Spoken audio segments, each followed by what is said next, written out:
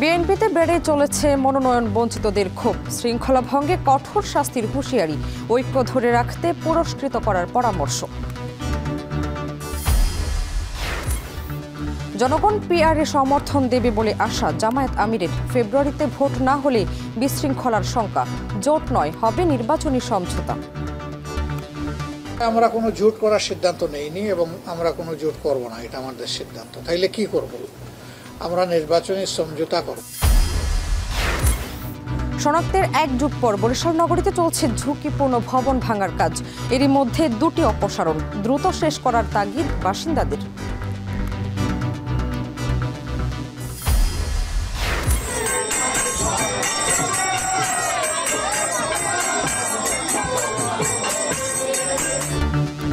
কুয়াকাটায় রাস উৎসবে পুণ্যার্থীদের ঢল। সাগরে পুণ্য স্নানের মধ্য দিয়ে শুরু আনুষ্ঠানিকতা। দেশ ও জাতির কল্যাণ কামনা।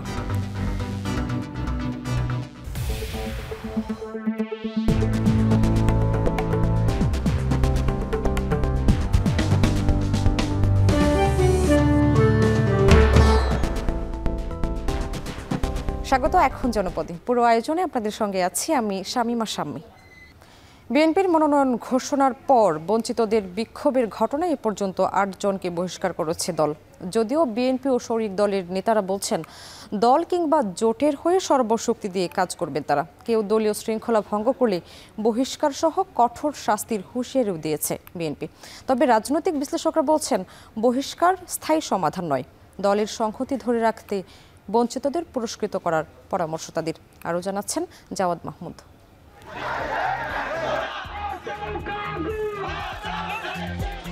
মেহেরপুরে বিএনপি মনোনীত সংসদ সদস্য প্রার্থী আমজাদ হোসেনের কার্যালয়ে এভাবেই ভাঙচুর ও অগ্নিসংযোগ করে জেলা বিএনপির সভাপতি জাবেদ মাসুদের সমর্থকরা। দল ২৩৭ আসনে সম্ভাব্য প্রার্থীর নাম ঘোষণার পরেই মুখোমুখি মনোনয়ন প্রত্যাশী দুই নেতা। সারা দেশেই এমন ঘটনা ঘটেছে। যেমন চট্টগ্রামের সীতাকুণ্ডে মনোনয়ন বঞ্চিত হওয়ায় বিএনপির সাবেক যুগ্ম মহাসচিব আসলাম চৌধুরীর সমর্থকরা ঢাকা চট্টগ্রাম মহাসড়ক অবরোধ করে বিক্ষোভ করে। চাঁদপুরে ফরিদগঞ্জ উপজেলা বিএনপির আহ্বায়ক এম এ হান্নানের সমর্থকরা ও সাতক্ষীরায় বিএনপি নেতা শহীদুল আলমের সমর্থকরা বাসস্ট্যান্ড ও সড়কে টায়ার জ্বালিয়ে বিক্ষোভ করে। সম্ভাব্য প্রার্থীদের নাম ঘোষণার পর তৃণমূল বিএনপির এই অস্থিরতা নিয়ে ঢাকা বিশ্ববিদ্যালয়ের শিক্ষক সাব্বির আহমেদ বলছেন, এমন প্রতিক্রিয়া সাধারণ ঘটনা হলেও স্থানীয় রাজনীতিতে এর প্রভাব পড়বে। এতে নেতাকর্মীদের দল ত্যাগের ঘটনা ঘটলে বিএনপি ক্ষতিগ্রস্ত হবে। এটা তাদেরকে আবারও ফ্রাস্ট্রেট করবে এবং করাটাই স্বাভাবিক। এতে করে দল ক্ষতিগ্রস্ত হতে পারে, দলের অবস্থা দুর্বল হয়ে যেতে পারে, এতে কোনো সন্দেহ নেই।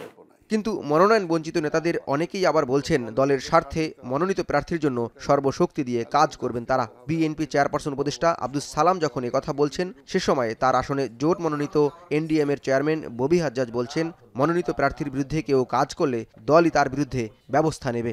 কোনো দলের কোনো নেতা বা কোনো কর্মী যদি জোটের বিরুদ্ধে যেতে চায় সেই দলের দায়িত্ব থাকবে সেটা ম্যানেজ করা। তাকে বহিষ্কার করবে, তাকে কি করবে সেটা সেই দলের দায়িত্ব। দলের মধ্যে ইউনিটিটা বজায় রাখতে হবে। যাকেই দিবে তার পক্ষে সবাইকে কাজ করতে হবে, কারণ এখন আমাদের গণতন্ত্রের উত্তরণটা হলো মূল কথা।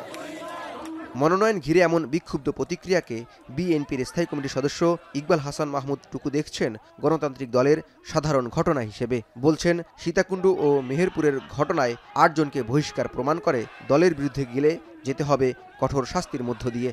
রেসে তো আছে ১০ জন, পাবে তো ১ জন, তো কি বিক্ষুব্ধ হবে ৯ জন। আর ৯ জন যদি দলের ডিসিপ্লিন না মেনে যদি কিছু করে তো দলের ব্যবস্থা গ্রহণ করতে হবে। আমরা দলের ব্যবস্থা নিচ্ছি, তাকে তো এক্সপেল করে দিচ্ছি আমাদের দল থেকে। সুতরাং ডিসিপ্লিনের মধ্যে না থাকলে তাকে কঠিন সাজা দেওয়া হবে। তবে রাষ্ট্রবিজ্ঞানের শিক্ষক সাব্বির আহমেদ বলছেন বহিষ্কার কোনো স্থায়ী সমাধান বয়ে আনবে না, এতে দলের সংহতি নষ্ট হবে। দল ক্ষমতায় আসলে মনোনয়ন বঞ্চিতদের পুরস্কৃত করা হবে এমন প্রতিশ্রুতি দিয়ে নেতাকর্মীদের বোঝাপড়ায় নিয়ে আসার পরামর্শ দেন তিনি। একেবারে সরাসরি শাস্তিতে না গিয়ে মানে ওই প্রেক্ষাপটটা, যে এরা দীর্ঘদিনের ত্যাগী কর্মী বা নেতা, প্রেক্ষাপটটা তো মাথায় রাখতে হবে। আরেকটা হলো যে অন্যভাবে রিওয়ার্ড দেওয়ার একটা প্রমিস তাদেরকে করতে পারে। বিএনপি মনোনয়ন বঞ্চিতদের বিক্ষোভ কিংবা এ নিয়ে সৃষ্ট দলীয় কোন্দল কতটা নিয়ন্ত্রণে রাখতে পারে নির্বাচনী প্রচারণা জোরালো হলে তা আরও স্পষ্ট হবে। জাওয়াদ মাহমুদ, এখন ঢাকা।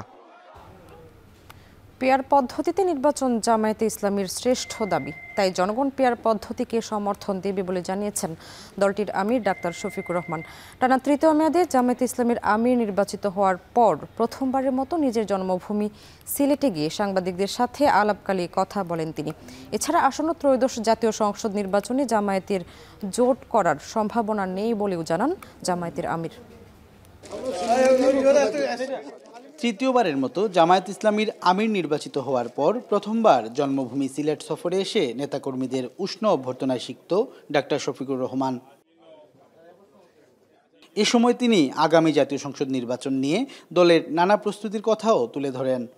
নির্বাচনে আওয়ামী লীগের অংশগ্রহণের কোনো সুযোগ নেই বলে মন্তব্য করেন তিনি। এছাড়া ফেব্রুয়ারিতে নির্বাচন অনুষ্ঠিত না হলে বিশৃঙ্খলা সৃষ্টি হতে পারে বলে আশঙ্কা প্রকাশ করেছেন জামায়াতের আমির। জামায়াত আমিরের দাবি, নির্বাচনের জন্য সংখ্যানুপাতিক বা পিয়ারই সবচেয়ে ভালো পদ্ধতি। জনগণও এ পদ্ধতিতে সমর্থন দেবে বলে আশা প্রকাশ করেন তিনি। আমরা কোনো জোট করার সিদ্ধান্ত নেইনি এবং আমরা কোনো জোট করব না, এটা আমাদের সিদ্ধান্ত। তাইলে কি করব? আমরা নির্বাচনী সমঝোতা করব। আমাদের অবস্থান হচ্ছে যে গণভোট আগে না হলে কিসের ভিত্তিতে সাধারণ নির্বাচনটা হবে। এই জন্য আমরা চাই গণভোটও আগে হোক এবং সনদ যেটা এটা তার আইনি বাস্তবতা খুঁজে পাক। নির্বাচনকে কেন্দ্র করে জামায়াতের জোট করার কোনো সম্ভাবনা নেই, তবে নির্বাচনী সমঝোতার সম্ভাবনা রয়েছে বলে জানান তিনি। পাশাপাশি প্রবাসীদের স্বার্থ সুরক্ষা ও নতুন ভোটার তালিকা প্রণয়নের সময় বৃদ্ধির দাবি জানান ডাক্তার শফিকুর রহমান। সন্দীপন শুভ, এখন সিলেট। প্রায় এক যুগ আগে শনাক্ত হওয়া বসবাস অযোগ্য ৩৫টি ঝুঁকিপূর্ণ ভবন ভাঙার কাজ শুরু করেছে বরিশাল সিটি কর্পোরেশন। এরই মধ্যে গেল মাসের শেষ ভাগে ২টি ভবন অপসারণ করা হয়েছে। দুর্ঘটনা এড়াতে বাকি ভবনগুলো দ্রুত অপসারণের দাবি নগরবাসীর। সিটি কর্পোরেশনের প্রশাসক বলছেন পর্যায়ক্রমে ভবনগুলো অপসারণ করা হবে। আমিনুল ইসলামের তোলা ছবিতে অমিত হাসানের প্রতিবেদন। কীর্তনখোলা নদীর তীর ঘেঁষা ৫৮ বর্গ কিলোমিটারের নগরী বরিশাল।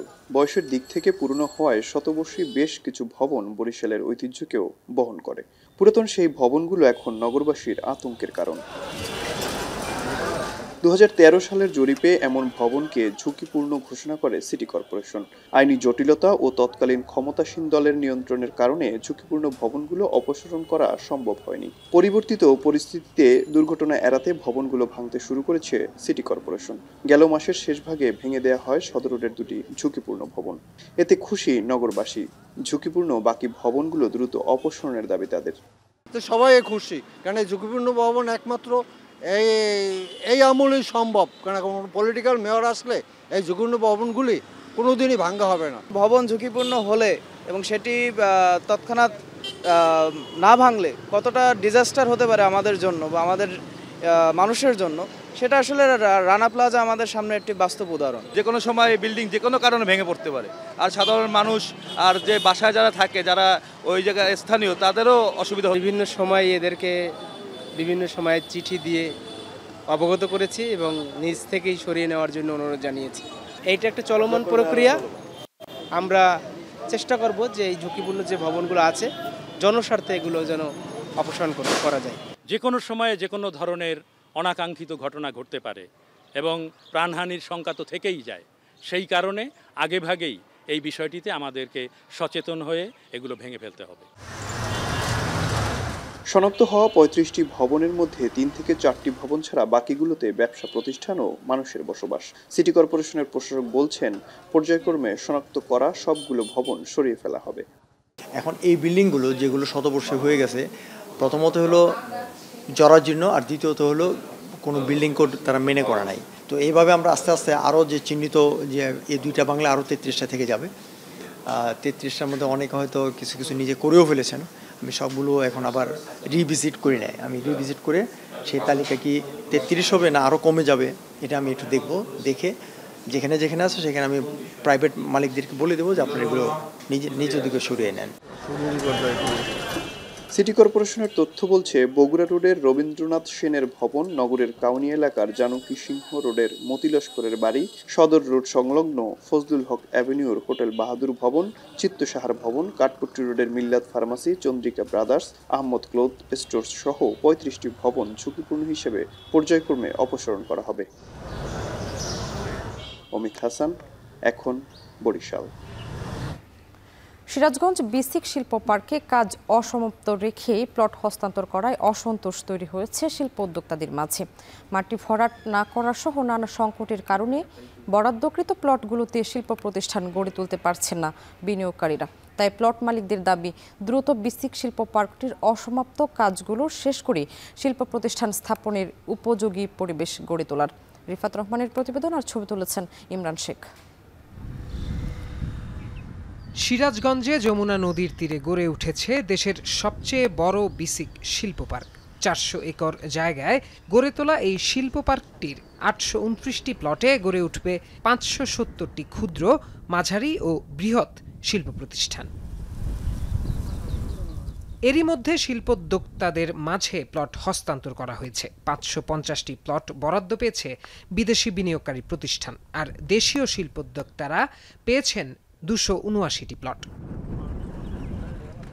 তবে প্লট বরাদ্দ পেলেও শিল্প প্রতিষ্ঠান স্থাপন করতে পারছেন না উদ্যোক্তারা। অধিকাংশ ক্ষেত্রেই মাটি ভরাট অসম্পূর্ণ রেখে হস্তান্তর করা হয়েছে প্লটগুলো। এতে অসন্তোষ দেখা দিয়েছে উদ্যোক্তাদের মাঝে। সরজমিনে এসে দেখছি যে আমাদের 5 ফুট 6 ফিট করে মাটির অভাব।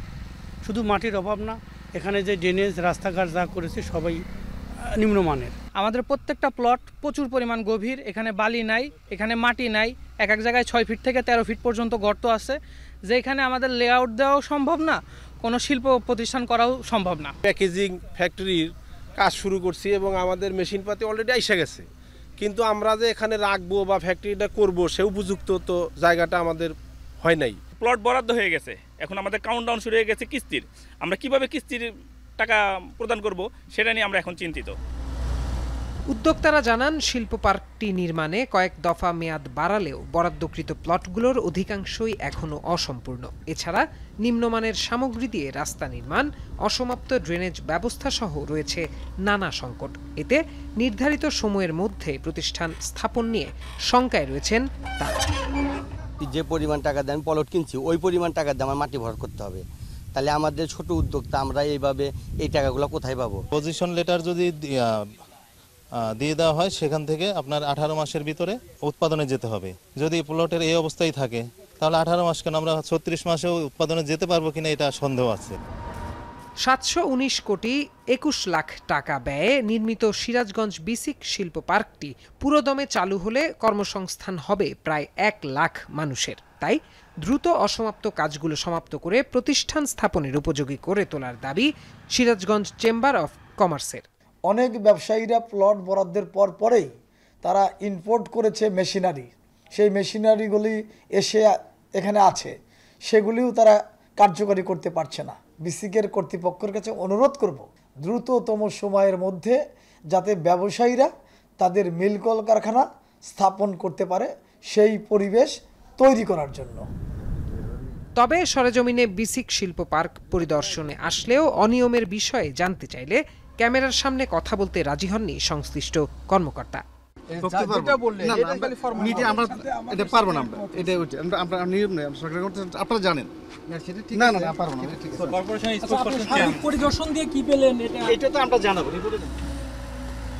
শিল্প মন্ত্রণালয়ের অধীনে 2010 সালে প্রকল্পটি অনুমোদন পেলেও নানা প্রতিকূলতায় 24 বছর লেগে গেছে প্রকল্পটি বাস্তবায়ন করতে।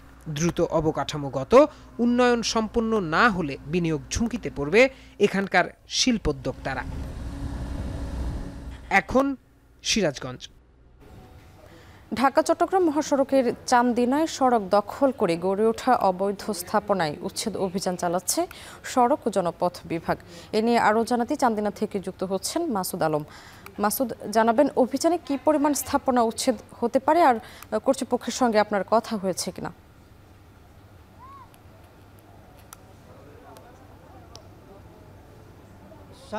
ঢাকা চট্টগ্রাম মহাসড়কের চান্দিনার যে সড়কের দুই পাশে যে অবৈধ স্থাপনাগুলো রয়েছে, এমন প্রায় 2 শতাধিক স্থাপনা রয়েছে যেগুলোর বিরুদ্ধে আসলে সেনাবাহিনী এবং সড়ক জনপথ বিভাগের যৌথ অভিযান পরিচালিত হচ্ছে।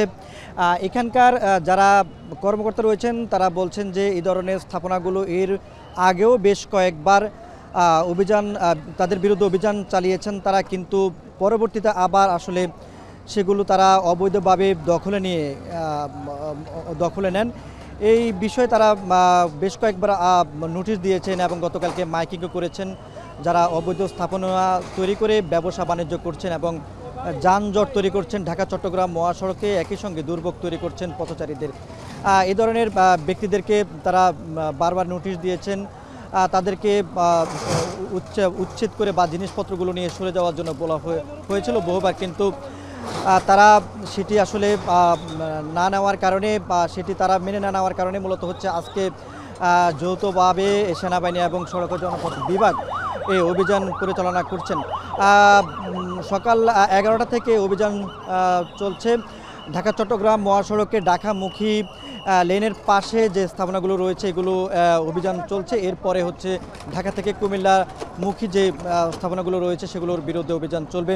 আমরা দেখেছি যে সকল প্রতিষ্ঠানগুলো আসলে এখানে দখল করেছেন, এখানে বিভিন্ন বাস কাউন্টার রয়েছে, একই সঙ্গে ফল থেকে শুরু করে বিভিন্ন মনিহারি দোকান এবং বিভিন্ন চায়ের দোকান থেকে শুরু করে বিভিন্ন স্টলগুলো দিয়ে তারা অস্থায়ীভাবে ব্যবসা বাণিজ্য করছিলেন। এতে করে ঢাকা চট্টগ্রাম মহাসড়ক যে ব্যস্ততম সড়ক, এটিতে বিভিন্নভাবে বিভিন্ন যানবাহনগুলো তারা এসে এই স্থাপনাগুলোতে সামনে দাঁড়ায়।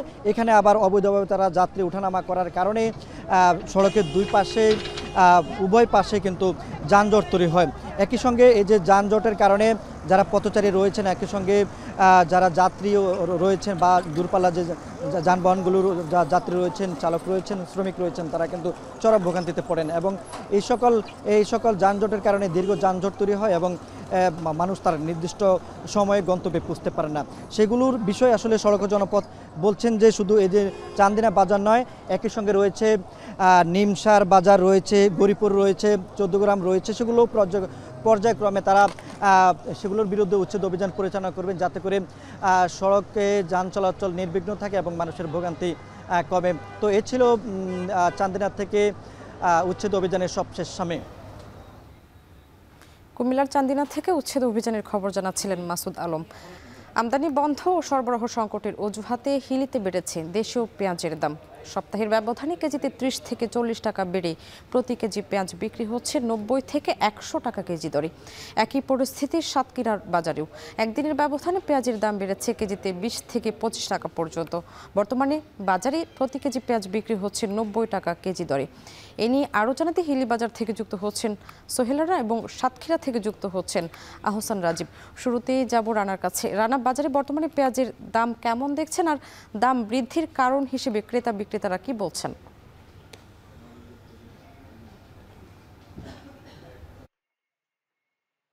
স্বাভাবিক সপ্তাহের ব্যবধানে প্রতি কেজি পেঁয়াজের দাম আমরা যেটি দেখছি যে 30 থেকে 40 টাকা বেড়েছে এবং সেটি কিন্তু এখন বেড়ে প্রায় 90 থেকে 100 টাকা কেজি দরে খুচরা পর্যায়ে বিক্রি হচ্ছে। এতে করে যারা সাধারণ ক্রেতা রয়েছেন তারা কিন্তু বেশ বিপাকে পড়েছেন আসলে হঠাৎ করে পেঁয়াজের দামটি ঊর্ধ্বগতি হবার কারণে। আমরা যেটি ব্যবসায়ীদের থেকে শুনছি যে আসলে মূলত আমদানি বন্ধ একদিকে ভারত থেকে, অন্যদিকে দেশীয় পেঁয়াজের যে সরবরাহ সংকট রয়েছে সেই দুটি কারণে কিন্তু আমদানি দামটি পেঁয়াজের বেড়েছে বলে তারা কিন্তু একটা অজুহাত দেখাচ্ছে। তবে মোকামগুলোর অজুহাত যেটি তারা বলছে যে মোকামগুলোতে আগে যেখানে 10 মন কিংবা 20 মন করে পেঁয়াজ আসছে সেটি এখন 5 মন 7 মন, অর্থাৎ চাহিদার তুলনায় অনেক কম পেঁয়াজ কিন্তু মোকামগুলোতে আসছে। ফলে এই যারা সাধারণ ব্যবসায়ী রয়েছেন তারা কিন্তু সেখান থেকে বেশি দামে কিনছেন এবং বেশি দামে বিক্রি করছেন বলে তারা কিন্তু বলছেন। এবং আমি আপনাকে একটি সুখবর দিতে চাই যে আজকালের মধ্যে হয়তো পেঁয়াজ আমদানির একটি সবুজ সংকেত হয়তো আমদানিকারকরা পেতে পারেন এবং এরপরে আমদানিকারক যারা রয়েছেন তারা কিন্তু প্রস্তুতি নিতে পারেন এবং আগামী সপ্তাহে হিলি স্থল বন্দর দিয়ে ভারত থেকে পেঁয়াজ আমদানির সম্ভাবনা রয়েছে এবং ভারত থেকে যখন পেঁয়াজ আমদানিটা শুরু হবে তখন পেঁয়াজের দাম অনেক কমে আসবে এবং ক্রেতার নাগালে আসবে বলে কিন্তু ব্যবসায়ীরা বলছেন। এখন পর্যন্ত হিলি বাজারে যেটি আমরা দেখছি যে 90 থেকে 100 টাকা মানভেদে প্রতি কেজি পেঁয়াজ বিক্রি হচ্ছে এবং সেটি কিন্তু আরো বাড়ার সম্ভাবনা রয়েছে যদি আমদানি না হয়, সেক্ষেত্রে হয়তো 2-1 দিনের মধ্যে আরো বাড়বে এমন কথা কিন্তু ব্যবসায়ীরা বলছে। তো এই ছিল সামনে আমার কাছে হিলি থেকে পেঁয়াজের বাজার দর নিয়ে সর্বশেষ পরিস্থিতি। পেঁয়াজের বাজারে আরো খবর জানাতে সাতক্ষীরা থেকে যুক্ত হচ্ছেন আহসান রাজীব। রাজীব, বাজারে হঠাৎ পেঁয়াজের দাম এত বাড়তির কারণ কি আর অন্যান্য সবজির দরদাম কেমন দেখছেন?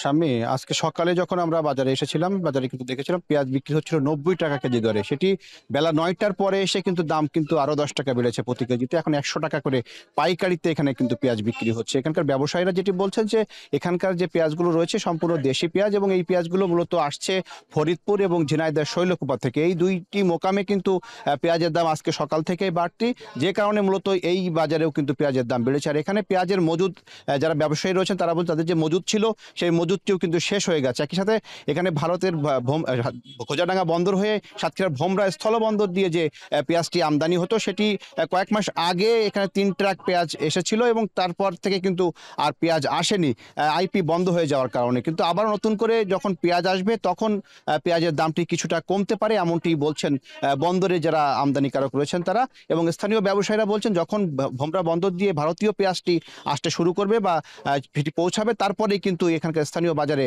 দামটি কমতে পারে। কারণ হিসেবে তারা বলছেন যে এখানে যে পেঁয়াজটি আসলে থাকার কথা, যে পরিমাণ পেঁয়াজ বাজারে চাহিদা রয়েছে সেই তুলনায় পেঁয়াজের মজুদ নেই, এবং যে পেঁয়াজটি তাদের কাছে এখন আপাতত রয়েছে সেটি ছোট আকারের কিছু পেঁয়াজ রয়েছে, এবং সেই পেঁয়াজগুলোই তারা কিন্তু এখন বিক্রি করছেন। এই পেঁয়াজটি যদি আগামী 1 সপ্তাহের মধ্যে বিক্রি করে ফেলেন তারপরে কিন্তু আর পেঁয়াজ থাকবে না, এমনটি তারা বলছেন। যদিও তারা দাবি করছেন যে স্থানীয় যে মোকামগুলো রয়েছে ফরিদপুর এবং শৈলকুপায়, সেখানে যারা চাষি রয়েছেন তাদের কাছে কিছু পরিমাণে পেঁয়াজ অনেকে মজুদ রেখেছেন। সেই মজুদকৃত পেঁয়াজটি যদি তারা বাজারে ছাড়েন সেক্ষেত্রে হয়তো বাজার কিছুটা স্বাভাবিক থাকবে, তবে একেবারে দাম কমে আসবে এমনটি তারা বলতে পারছেন না। তবে ভোমরা বন্দর দিয়ে যদি ভারতীয় পেঁয়াজ আসে সেক্ষেত্রে দাম কিছুটা কমবে। যদিও ব্যবসায়ীরা, ভারতের যারা আমদানিকারক রয়েছেন ভারতীয় পেঁয়াজের, তারা আমাদেরকে বলছেন যে আগামী সপ্তাহে তাদের একটি আইপি দেওয়ার কথা রয়েছে, অর্থাৎ আগামী সপ্তাহ থেকে বাজারে কিন্তু পেঁয়াজ ঢুকতে পারে বাংলাদেশের বাজারে, এমনটি তারা আশা করছেন। যদিও সেখানের দাম এবং বাংলাদেশের বাজার পর্যালোচনা করে তারা সেই পরিমাণ কিন্তু পেঁয়াজ আমদানি করবেন, আসলে বাজারে যাতে একবারে প্রভাব না পড়ে সেই বিষয়টি তারা লক্ষ্য রাখছেন। তো সব মিলিয়ে সাতক্ষীরার বড় বাজার থেকে আমার কাছে এই ছিল পেঁয়াজের সবশেষ তথ্য। স্বামী, হিলি ও সাতক্ষীরা থেকে পেঁয়াজের বাজারের খবরাখবর জানাচ্ছিলেন সহকর্মীরা। নওগাঁর বদলগাছি হর্টিকালচার সেন্টারে উন্নত জাতের গাছের চারা পেয়ে উপকৃত হচ্ছেন স্থানীয় কৃষক ও উদ্যোক্তা। মিলছে অন্তত 27 জাতির বিভিন্ন ফলদ, মশলা ও শোভাবর্ধনকারী গাছের চারা কিনতে ভিড় করেন প্রান্তিক কৃষক ও উদ্যোক্তারা। তবে চাহিদার তুলনায় উৎপাদন কম হওয়ায় পর্যাপ্ত চারা পাচ্ছে না তারা। বিস্তারিত জানাচ্ছেন আব্বাস আলী। উত্তরাঞ্চলের কৃষিপ্রধান জেলা নওগাঁ ধান, সবজি ও আমের জন্য ব্যাপকভাবে পরিচিত এই জেলা 2014 সালে উন্নত জাতের চারা সরবরাহের লক্ষ্যে বদলগাছি উপজেলার জিধিরপুর গ্রামে হর্টিকালচার সেন্টার নির্মাণ করে কৃষি সম্প্রসারণ অধিদপ্তর। সেন্টারটিতে চারার গুণগত মান ভালো হওয়ায় কৃষক ও উদ্যোক্তাদের কাছে বেড়েছে চাহিদা। আম, লিচু, কদবেল, পেয়ারা ও করমচা সহ অন্তত 27 জাতের বিভিন্ন ফলদ, মশলা ও শোভাবর্ধনকারী চারা মেলে হর্টিকালচার সেন্টারে। দামও নাগালে থাকায় খুশি কৃষি উদ্যোক্তারা, তবে চাহিদার তুলনায় উৎপাদন কম বলছেন তারা। হর্টিকালচার সেন্টার থেকে আমি আমের গাছ কিনেছি বাড়ি 4 এবং আমরুপালি জাতের 85টা। এখানে বাইরের তুলনায় দাম অনেক কম এবং গুণগত মানসম্মত। বাইরের দিকে তো 100 থেকে 120 টাকা, এখানে 50-60 টাকা ভালো চারা পাওয়া যাচ্ছে। এখানকার গাছের চারাগুলো উন্নত হয়, কৃষকদের ব্যাপক চাহিদা রয়েছে। চাহিদা অনুযায়ী উৎপাদন হয় না, উৎপাদন বৃদ্ধি করলে আমরা কৃষক উপকৃত হতাম। আয়তন ছোট হওয়ায় উৎপাদন বাড়ানো সম্ভব হচ্ছে না, তবে উন্নত বিভিন্ন জাত নিয়ে কাজ করা হচ্ছে বলে জানান কর্মকর্তারা। মাঠে যেসব গাছ আছে সেসব আমরা বিভিন্ন রকম পরিচর্যা এবং নতুন নতুন যে চারাগুলো আছে সেসব আমরা উৎপাদন করার জন্য বিশেষ ভূমিকা রাখি। গবেষণা কেন্দ্রগুলো থেকে আমরা সর্বশেষ জাতের চারাগুলো আমরা এখানে মাতৃ গাছ লাগাই, সেগুলো পরিচর্যা করি, ওখান থেকে আমরা সাইন সংগ্রহ করি এবং বিজ্ঞানীদের পরামর্শে বা এলাকার চাষি ভাইদের যেটা চাহিদা মাফিক আমরা চারা উৎপাদন করি এবং বিক্রি করি। চারা বিক্রি ও রাজস্ব আদায়ে নতুন সম্ভাবনার দ্বার খুলেছে সরকারি এই প্রতিষ্ঠান। ধারাবাহিকতা বজায় থাকলে শুধু নওগাঁ নয়, হর্টিকালচার সেন্টারটি পরিণত হতে পারে উত্তরাঞ্চলের কৃষি উদ্ভাবনের কেন্দ্রবিন্দুতে। আব্বাস আলী, এখন নওগাঁ। জুলাই যোদ্ধা গাজী সালাউদ্দিনের পরিবারের সঙ্গে সাক্ষাৎ করতে নারায়ণগঞ্জে গেছেন এনসিপির আহ্বায়ক নাহিদ ইসলাম। সেখানে কথা বলছেন তিনি, সরাসরি যুক্ত হচ্ছে সেখানে।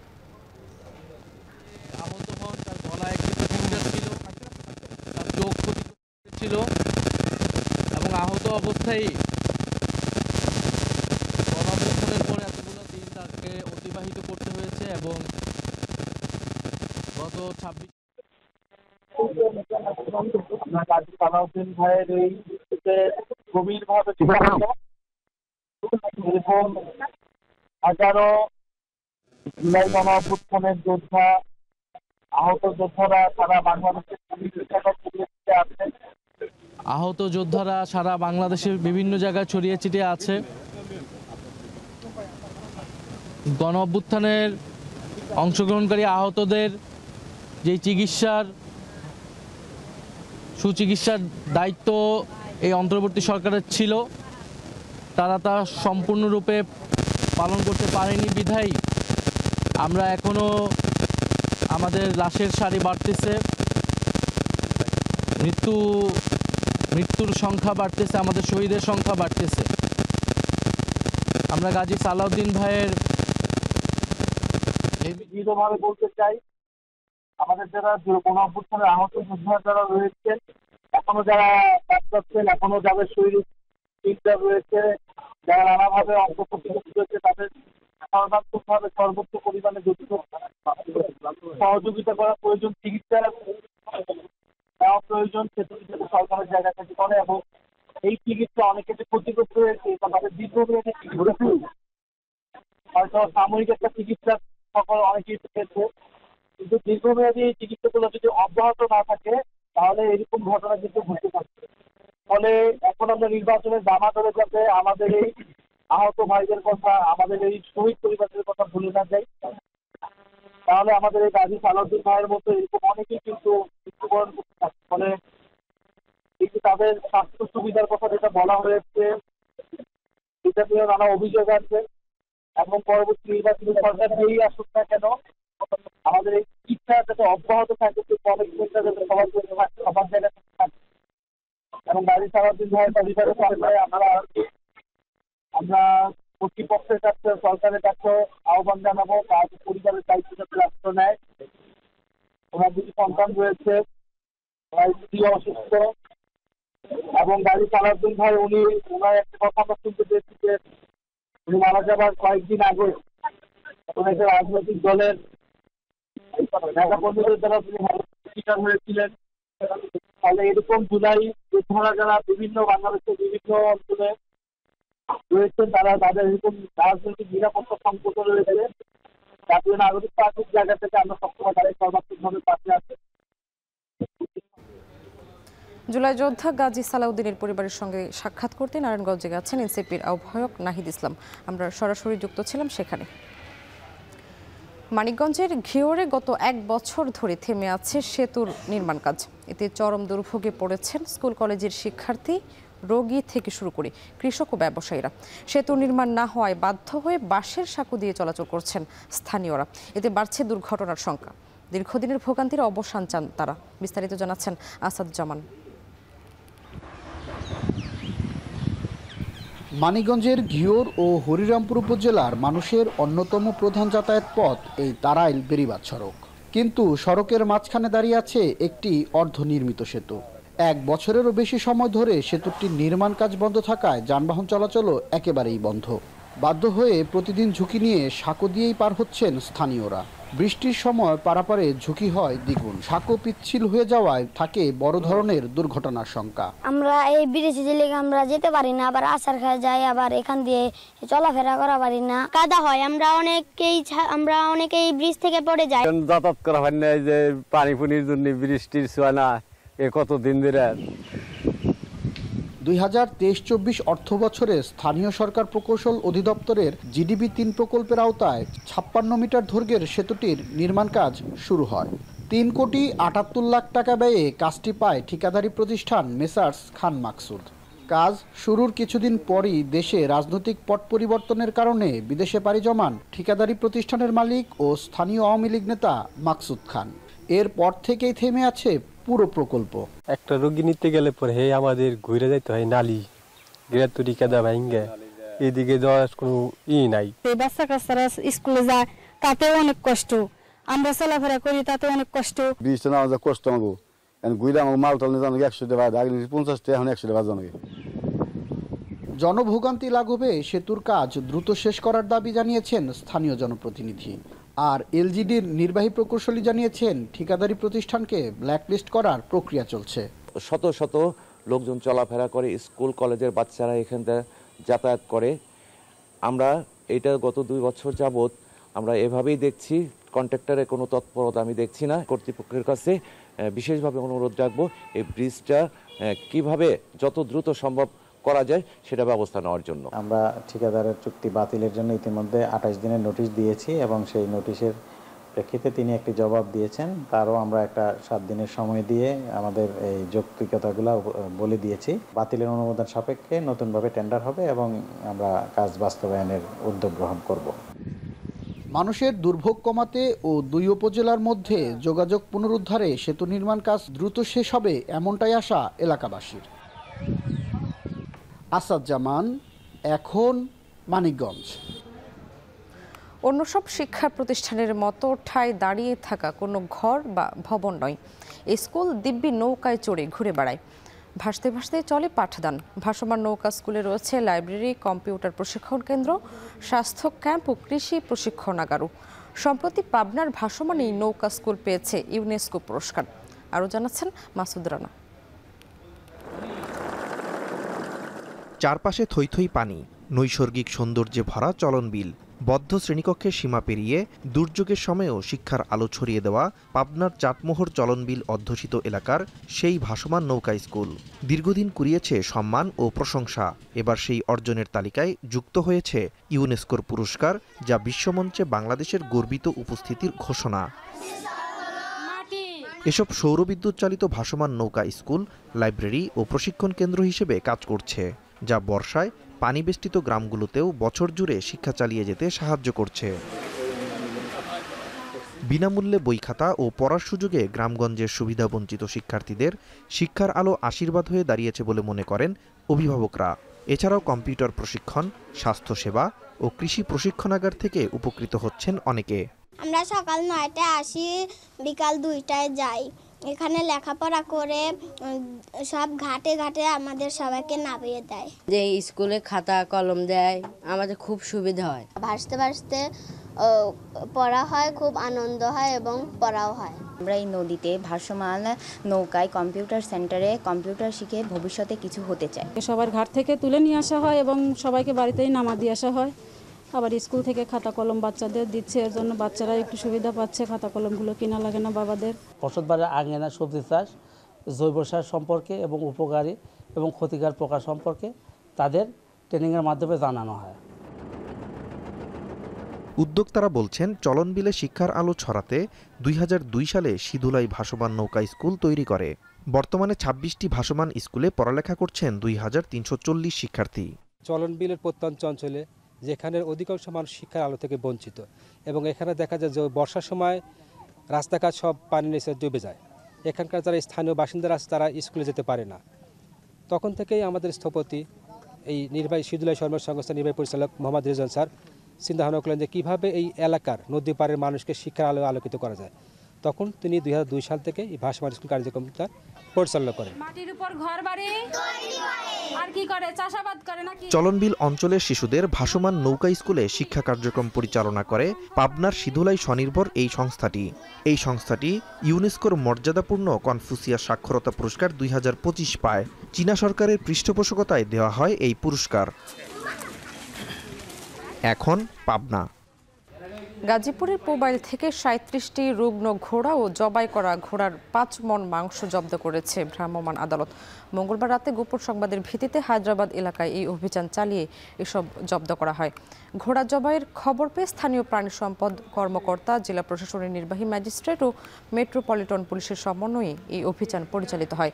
নির্বাহী ম্যাজিস্ট্রেট জানায়, শফিকুল ইসলাম নামে এক মাংস ব্যবসায়ী দীর্ঘদিন ধরে বাইরে থেকে তালা দিয়ে ভেতরে ঘোড়া জবাই করে বিক্রি করতেন। তালা ভেঙে ভেতরে প্রবেশের পর কাউকে পাওয়া না গেলেও উদ্ধার করা হয় 37টি রোগাক্রান্ত জীবিত ঘোড়া ও প্রায় 5 মণ ঘোড়ার মাংস।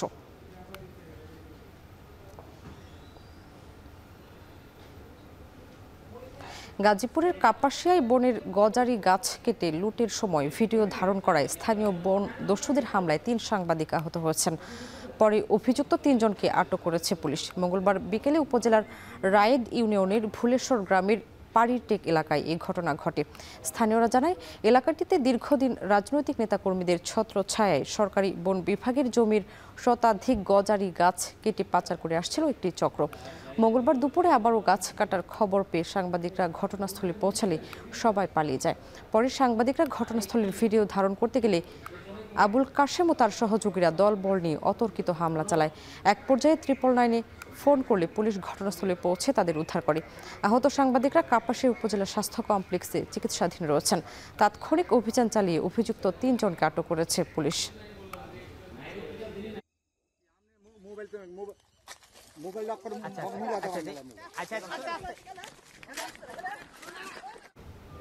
সাফারের আশুলিয়ায় চিহ্নিত ভূমিদস্যু মতিনের বাংলো বাড়িতে অভিযান চালিয়ে বিপুল পরিমাণে দেশীয় অস্ত্রসহ 4 জনকে আটক করেছে র্যাব। মঙ্গলবার দুপুর থেকে বিকেল পর্যন্ত আশুলিয়ার গাজীরচট এলাকায় এই অভিযান পরিচালিত হয়। র্যাব জানায়, গোপন সংবাদের ভিত্তিতে মতিনের বাংলো বাড়িতে সন্ত্রাসীদের অবস্থান জানতে পেরে অভিযান চালায় তারা। এ সময় 4 জনকে আটক করা হলেও পালিয়ে যায় বেশ কয়েকজন। পরে গ্রেপ্তারকৃতদের দেওয়া তথ্যের ভিত্তিতে দেশীয় অস্ত্রসহ বিপুল সংখ্যক ইয়ারগানের গুলি উদ্ধার করা হয়।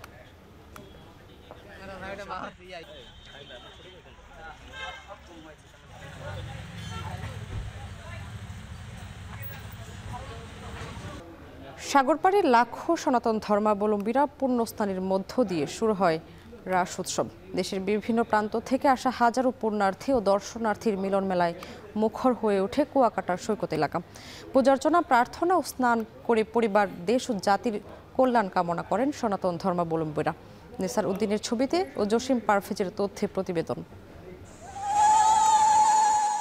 সূর্যের আলো ফোটার আগেই কুয়াকাটার সৈকতে হাজির হাজারো সনাতন ধর্মাবলম্বী। উলুধ্বনি আর গীতা পাঠে মুখরিত পুরো সৈকত। মোমবাতি, আগরবাতি ও সিঁদুর সমুদ্র জলে অর্পণ করেন সনাতন নারীরা। পরে শঙ্খ ও ঢাকের তালে তালে পূর্ণ স্নানে মিলিত হয় বঙ্গোপসাগরের জলে। ধর্মীয় বিভিন্ন আচার অনুষ্ঠানের মাধ্যমে চলতে থাকে পূর্ণ স্নানের আনুষ্ঠানিকতা। এ সময় পরিবার, দেশ ও জাতির জন্য কল্যাণ কামনা করেন সনাতন ধর্মাবলম্বীরা। রাস পূর্ণিমা উপলক্ষে পুণ্যতিথিতে এখানে সবার মিলন মেলা, সবাই এখানে আসে, সবাই স্নান করার জন্য আসে। এখানে সবাই আনন্দ উৎসবে মিলিত হয়। পুণ্য স্নান করতে আসে এই গঙ্গা স্নান।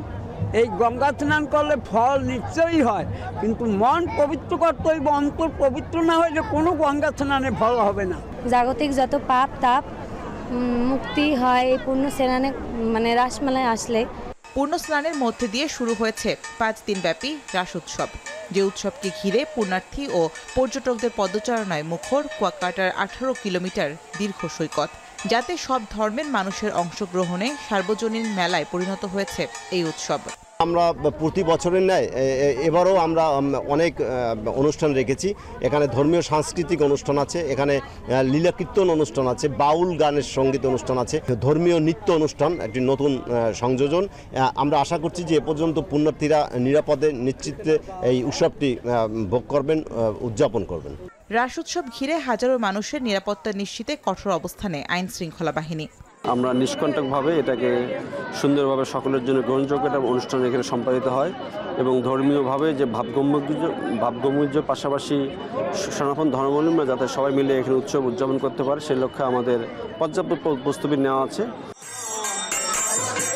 আয়োজকরা বলছেন, মানবতা রক্ষায় দাপর যুগে কংস রাজাকে বশ করে পূর্ণিমা তিথিতে ঘটে রাধা কৃষ্ণের পরম প্রেম।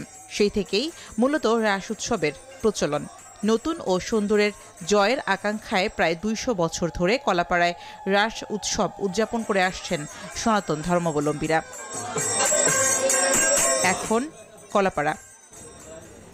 রাস উৎসব ঘিরে কলাপাড়ায় চলছে মেলা, যেখানে শতাধিক স্টলে বিক্রি হচ্ছে নানা সামগ্রী।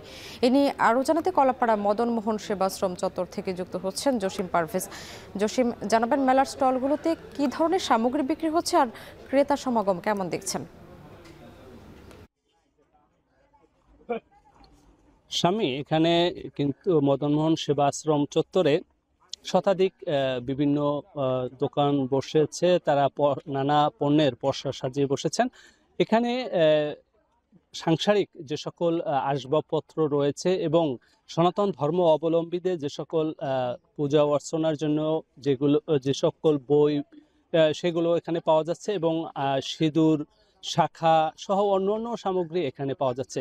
সবচেয়ে বড় কথা হচ্ছে যে একটি সংসারে যা কিছু প্রয়োজন, সাংসারিক জীবনে যা কিছু প্রয়োজন তাও এখানে পাওয়া যাচ্ছে এবং শিশুদের খেলনা সহ অন্যান্য কসমেটিক্সের সকল জিনিসপত্র এখানে পাওয়া যাচ্ছে।